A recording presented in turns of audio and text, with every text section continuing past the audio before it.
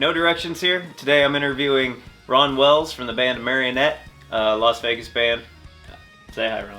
Hi guys, how we doing? Hey, Ron. What got you started playing bass? Man, my dad was always super into like Motown, and I used to love listening to like Jackson 5, and like listen to like James Jemerson with like one little finger, one little doodad finger. I was like, man, this guy kills, and I always loved like making people dance, and I love dancing myself. So I just like I want to play bass. I want to make people feel the rhythm, feel the rhyme. It's bobsled time, so. Okay. Yeah, okay. Good. Cool Runnings reference. I like that. When you started playing bass, where did you feel like? Did you pick bass first, or did you try guitar? Did you try anything else? I at first wanted to play the bass saxophone.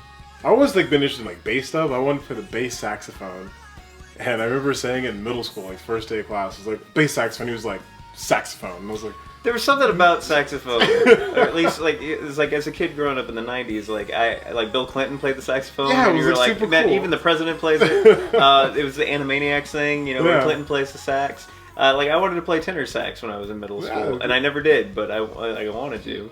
So yeah, I totally get that. yeah. And then I was like, I'll play bass. And my parents didn't think I was like really serious about it. They were like, I'll get you like a little rental bass, and I mean, this is where I am now. Doing it for a long time. Cool. So I've been in bands and everything like that, Yeah. and like always been the guitar player, and I've obviously done a lot with that because I'm doing YouTube videos now. But where do you feel bass fits in the scheme of the band? It's always been like, bass is always like the rhythm. It like holds everything together. You never, as I like to say it as, you never know bass is there until you take it away. Like no one ever is like listening to the bass guitar, but if I all of a sudden stop playing on stage, everyone in the room is gonna notice like something changed. So I like to think of it as just like the unsung hero, like it's like the special effects person for a movie. Like without them, like the movie wouldn't be anything. So like I just hold everything together. Like I don't. When you have like a bass player and a drummer that just know how to work together, like we do in our band, I think like beautiful things happen, and it just holds the whole band together and lets the guitar player and the singer like do like all their shiny stuff, but we're kind of just like, let's lay back here and let's jam a little bit. It's awesome. We were talking before we turned on the camera. Our thoughts this year. We've lost two great people in rock music. We lost Scott Weiland from Stone Temple Pilots, Yeah. and yesterday we lost Lemmy from Motorhead. How do you feel about when you hear those things? Because this is obviously music that we both grew up with. It's Scott was a really sad situation. I mean, just out of the blue. I mean, Lemmy was kind of like on the older side, but anytime you hear someone that influenced you, it's always a shock. Like it never has hit me like when Michael died or Lemmy. You had just huge people that have passed. Whitney Houston, when she died a few years ago, like it's man, it's just They died so young. yeah, they died so young. It's not even like they lived their whole life. Well, Lemmy was 70 years old, but Lemmy didn't act 70. That dude drank Jack Daniels for breakfast every day, lunch, dinner, all that. Scott Weiland, though, was only like 44 years old. Super, not young, but definitely like young to go, especially this day and age in medicine. It's sad to see them go, like if they're like struggling. Especially had not many people know him, but he's lead singer for Scary Kids, Tyson Stevens. He died from like a terrible drug addiction. It's just like he fought drug addiction for years.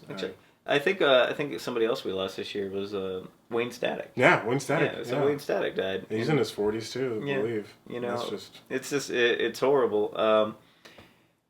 Going to the harder question of it, like, has drugs or alcohol ever been an effect in your musical career? Has it been any impact on you? Not particularly. I've always thought like maybe if I was a drug addict, I could write better music. But besides the point, I've never had the urge or anything. I've always tried to like stay clear away from it. I guess just watching like all my favorite musicians pass from it.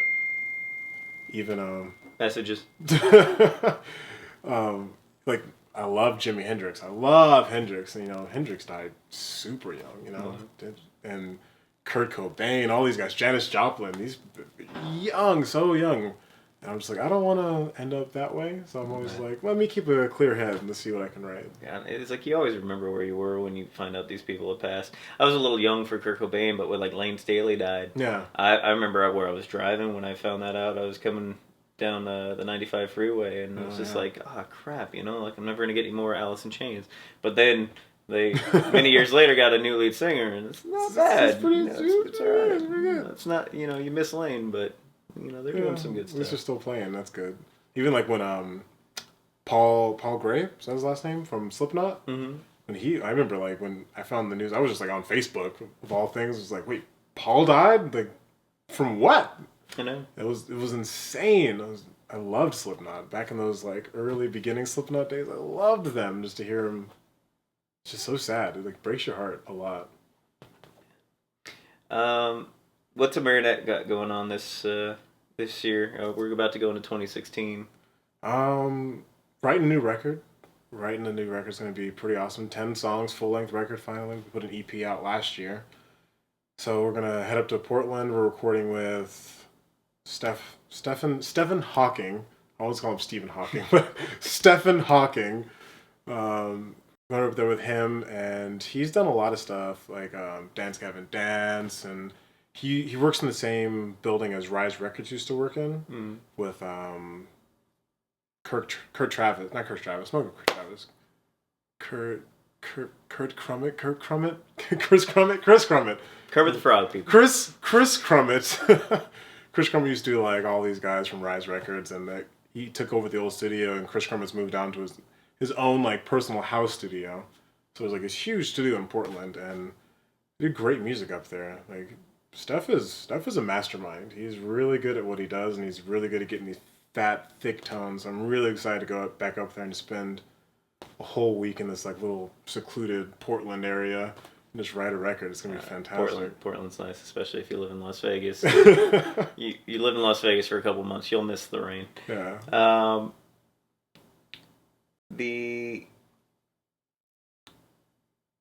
You've toured at least a bit nationally, right? Yeah.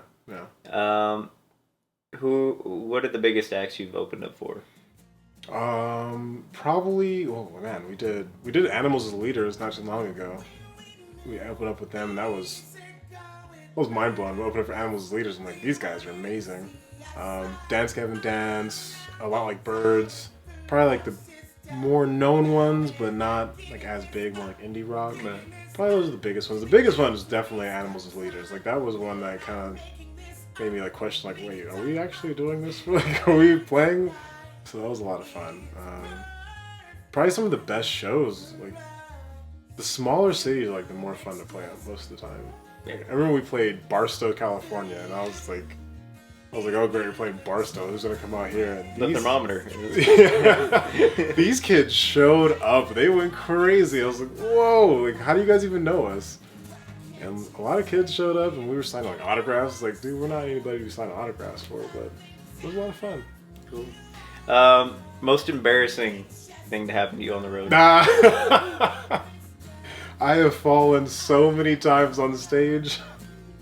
There's like a video of me right now on YouTube of playing House of Blues here, and I just take a dive maybe 30 minutes into this video. I just fall straight down. Like I slip on water, and I fall down. I fell in Pahrump.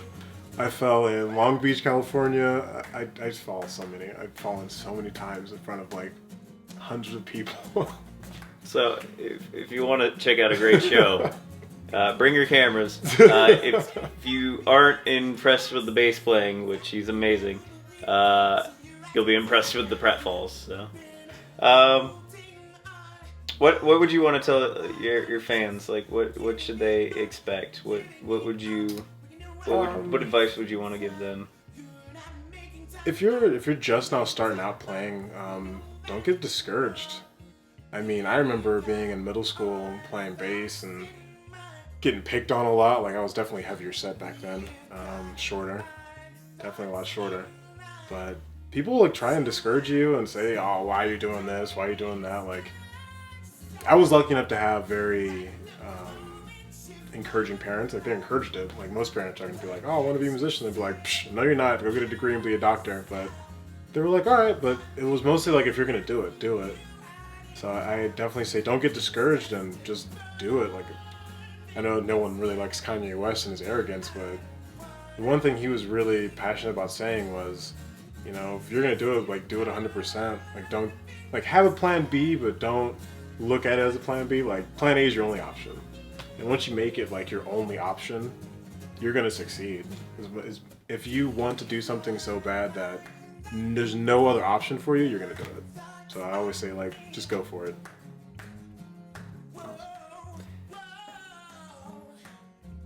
Here's that blank spot in the video where I'm asking more questions.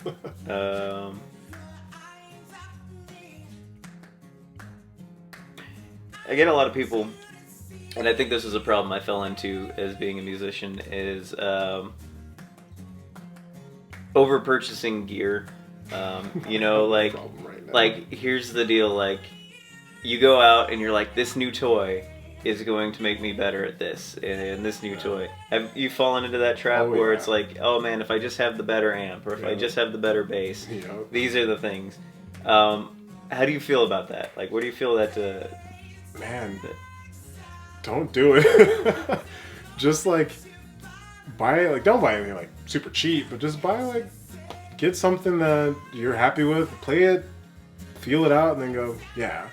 Like just because someone has $8,000 rig and they're playing this, I mean, if you are influenced by somebody, that's cool, but don't like buy everything they have and be like, I want to sound like them, because you're never gonna sound like them. Everyone sounds the way they sound. I've gone on this like tone journey of like, okay, if I just buy this $1,000 compressor and then this $300,000, like no. See, that's the thing. Like everybody, we were talking also about like Tom Morello, and like if I went out and I bought a cheap guitar and I put the pickups in it, and I bought the same amplifier he had, you know, like a 1060 cabinet with like some busted ass head. It's very interesting that you'd sit there, and the one thing that's always going to be lacking if you're trying to sound like somebody else is you don't have their inflections. You don't have years of the things that they've made mistakes on, or they've practiced really hard. You can come really close, but like to be a parrot, like you can spend more time trying to develop your own sound and develop your own. Yeah, just have your own voice. Yeah, like have your own thing, make your own mistakes. That was always the story I liked about Tom Morello. Was he had he went to Harvard, and like 8 hours a day he practiced scales and that, and he was like the most proficient guitar player. And then one day he joins Rage Against the Machine, and he had to teach himself to forget all of that stuff. Like he could play everything as proficiently as possible, but to play in like 4-chord rock or get that rhythm-based funk rock going on, he literally had to strip himself of his education just to play for what he's most famous for. And you can hear that in his music, because there's that tone in there where you could like it's so almost hesitant that he doesn't want to do it, but he does it. And that's also how he came with like coming up with all those like gnarly scratchy sounds, and like being able to use the guitar like turntables. Like a turntable. That's what like I always say. Like he's the turntable of the band. You know, makes the guitar laugh just by like pressing the screens into the pickups. Never forget watching the live DVD he had, because I never got to saw Rage Against. I never got to see them live, sadly. But he played the Testify solo. I never know how he did it, but he like takes the cable out and he's like playing on them. I'm like, whoa! Like, whoa! It blew my mind. I remember I was just like, I was like 9 or 10. I was like, whoa! It was crazy. No, man, like so many interesting gimmicks. You know, like when he was an Audio Slave in the Cochise. Cochise, great song. The intro to that, he was sitting there and he was sitting with a number 2 pencil, and he was writing some things down, and he was bored, and he was just tapping on the strings, and he was just like, and he's like, and he just did that, and he would just rapid fire it. When he went on live, and he made it work with like a tremolo pedal and some other things, but when he recorded it in the studio, it was him just beating on the thing with a number 2 pencil. And it's there. Have you ever had any creative moments like that where you were in the studio where you're sitting with a bass and it's like, oh, this makes an amazing sound? I don't think, not so much like amazing sounds, but it was just like licks or lines or parts there's definitely like always that one song we go to the studio with, and I have nothing written for it. I'm just like, we've been playing the song for months, and I just have not written anything to it, and I'm like sitting there, and of course Justin, our drummer, is like recording first.